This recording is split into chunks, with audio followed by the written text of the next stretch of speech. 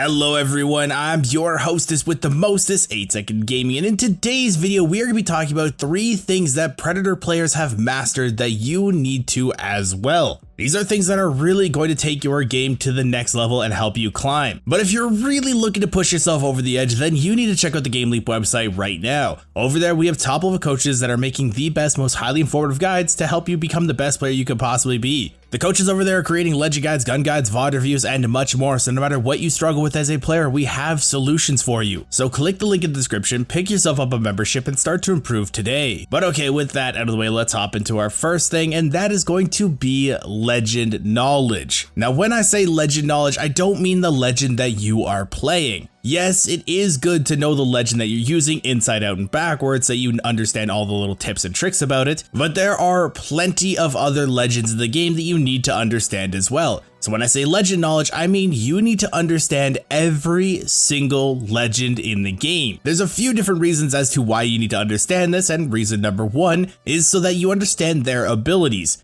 If you don't know how a legend works and you don't really understand what they do, you won't know their abilities. If you don't know their abilities, then they can bust them out in a fight and you won't really know what's going on. There's only one time where it's ever acceptable to not really fully understand a legend, and that is at the beginning of a season when a new legend comes out. When that happens, yes, of course, people are not going to really fully understand what that legend does. But as the season goes on, or if a legend has been out for a while, you should understand the basic identity of that legend. And this will help you directly with reason number 2, and that is how to play against them. When you understand how a legend works and what their abilities do, you're going to understand what they want to do in a fight. And if you understand what they want to do in a fight, you're going to understand how to counter that a lot better. Apex is just a really advanced chess game. It's just moves and counter moves. And if you're able to counter every single move that your opponent's trying to make, you are going to control the fight and have a lot easier of a time climbing through ranks because you're not losing fights, you're gaining RP, you're not losing RP. And the last reason is there's going to be less surprises. If you understand legends, how they work, everything like that, you're not going to be caught off guard as often. When you get caught off guard, that causes you to panic. And if you guys have been listening to the channel for a while, you'll know that when you start to panic, that's when you've lost a fight. So if you can take all instances of surprises out of your game, that is going to be ideal. And understanding what a legend does helps you do that. But now we can move into the second thing that you need to master, and that is anticipation. And just like the first thing we talked about, this one goes a lot deeper than people realize. When I say you need to learn how to anticipate things, a lot of people assume that I just mean anticipate things in fights. But there's a lot more to it than that. Yes, anticipating things in fights is good, because if you can anticipate things in fights, then you'll know what your enemies are trying to do. You can start to counter move them, you can start to pre-aim some walls, you can do a bunch of things like that. It is very strong. But you also need to anticipate a lot of other things, like where the ring is going to pull. If you can anticipate where the ring's gonna pull, then you can start to get your team in a lot better positions because you know where the game is going to end. If you know where the game's gonna end, you know exactly where you need to be. So you can take the strongest building, you can take the strongest high ground spot, you can hold the best rock, you can put yourself into the ideal position to win, and that's from anticipation. But there's also more to anticipation because you need to anticipate where other teams are going to be rotating. If you're looking to have a safer rotation or maybe even find an isolated 3v3, being able to anticipate what other teams are going to be doing is very key. Because like I said, if you wanted to have a safe rotation, if you can anticipate where other teams are going to be rotating, you can put yourself out of harm's way by rotating in different directions or rotating in different spots. And with the isolated 3v3s, if you can anticipate where other teams are going to be, then you can put yourself in better positions to take a fight and not get third-partied.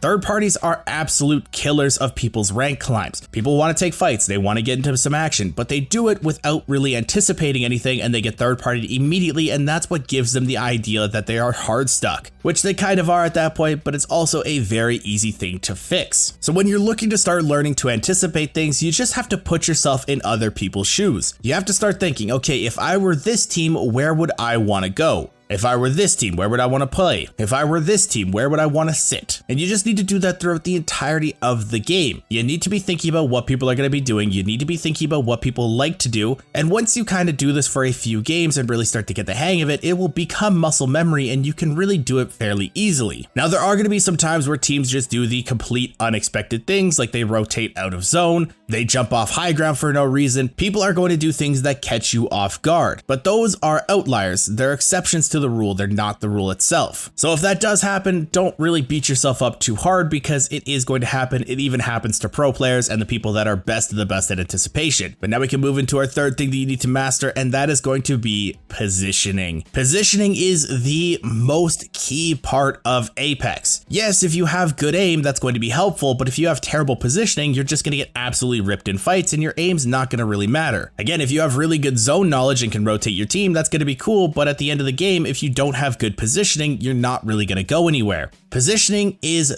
the main thing in Apex. It is the basis of everything. And I'm going to keep saying that because I really need to drive that home for some people. A lot of people focus on the wrong things when they're starting to try to get better at the game. But if you actually want to try and improve your skills, you need to learn how to position. And this is going to be the hardest thing for people to learn because it's not an overnight thing. With learning to anticipate, it's pretty simple. You just have to put yourself in people's shoes. With getting legend knowledge, it's pretty simple. You just have to play the game and remember what legends do, or just look up the Wikipedia. But with positioning, this is all about trial and error and getting better game sense. It's something that you're going to have to bang your head against the wall learning to do because you need to ingrain it in your memory to just think about your positioning, think about your positioning, think about your positioning. And in the heat of battle, it can get a little convoluted and get really complex because you don't know where the best position is going to be. But don't worry, I do have a little bit of tips and tricks for you. So when you're trying to get better positioning, you should always be thinking that cover is key. Whenever you can, try to play cover. And on top of that, high ground is king. So if there's cover and it's also on high ground,